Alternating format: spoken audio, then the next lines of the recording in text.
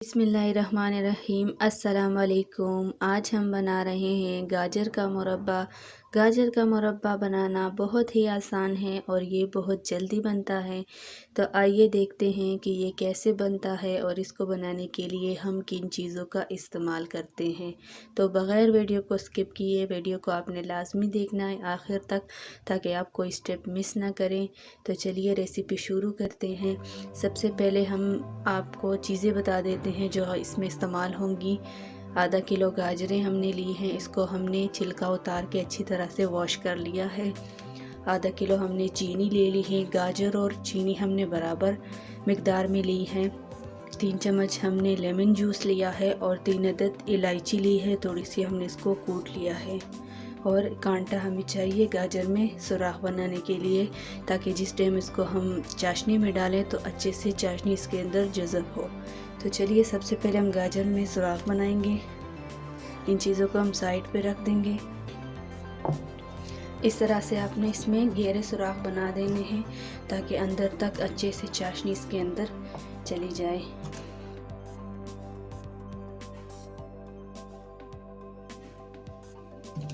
तो इसी तरह से आपने सारे की सारे गाजरों में है सुराख बना लेने हैं।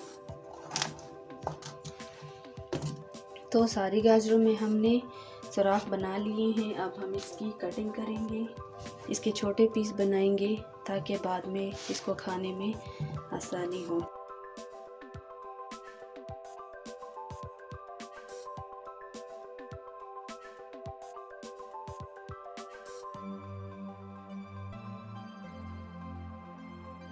तो सारी गाजरों के हमने पीस काट लिए हैं। अब हम इसको उबालने के लिए रख देंगे। तो कढ़ाई में हमने 1 जग पानी डाल दिया है। अब हम इसमें गाजरें शामिल करेंगे।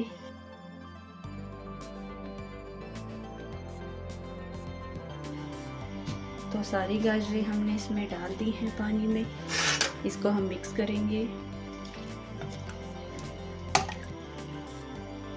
पानी आपने इतना डालना है कि सारी गाजरें जो है उसमें डूब जाए।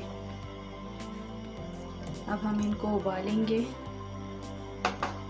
तकरीबन हम इनको गाजरों को जो है 90% उबालेंगे और 10% हम छोड़ देंगे। तो आप देख सकते हैं गाजरें हमारी बॉईल हो चुकी हैं, हाफ बॉईल हो चुकी हैं, यानी इतनी ये पकनी चाहिए। आप देख लें, इतनी पकी हुई होनी चाहिए। हमने 10% इसको कच्चा ही छोड़ा है। बाकी के जो गाजर है वो हम चाशनी में पकाएंगे। तो अब हम इनको निकाल ले तो इसके लिए हम चाशनी तैयार करेंगे। तो फिर से हम कढ़ाई लेंगे। कढ़ाई में हम डाल देंगे चीनी,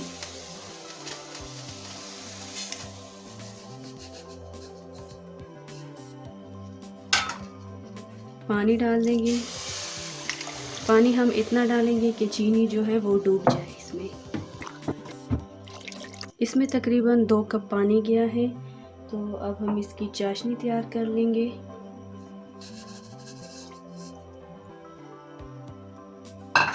अच्छी सी हम इसकी चाशनी तैयार करेंगे।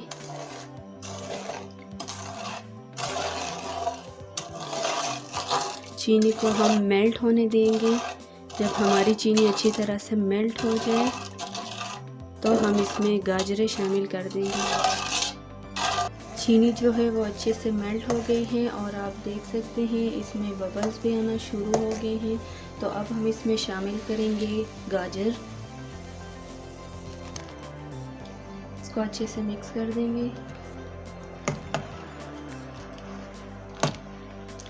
और साथ ही हम इसके अंदर शामिल करेंगे नींबू का रस।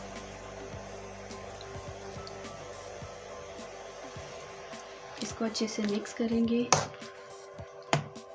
और हम इसको इतना पकाएंगे कि जो चीनी है वो बिल्कुल शहद की तरह गाढ़ा हो जाए। तो हम इसको गाढ़ा होने देंगे।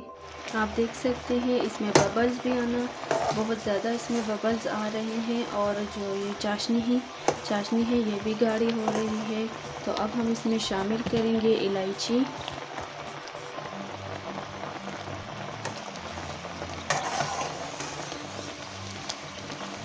इलायची से जो है इसका फ्लेवर बहुत ही अच्छा आएगा।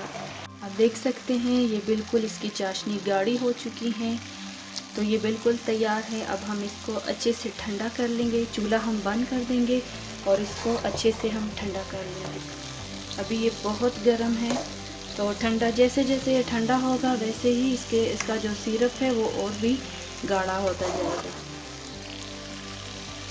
ये देखें आप इसका कितना ये गाढ़ा है।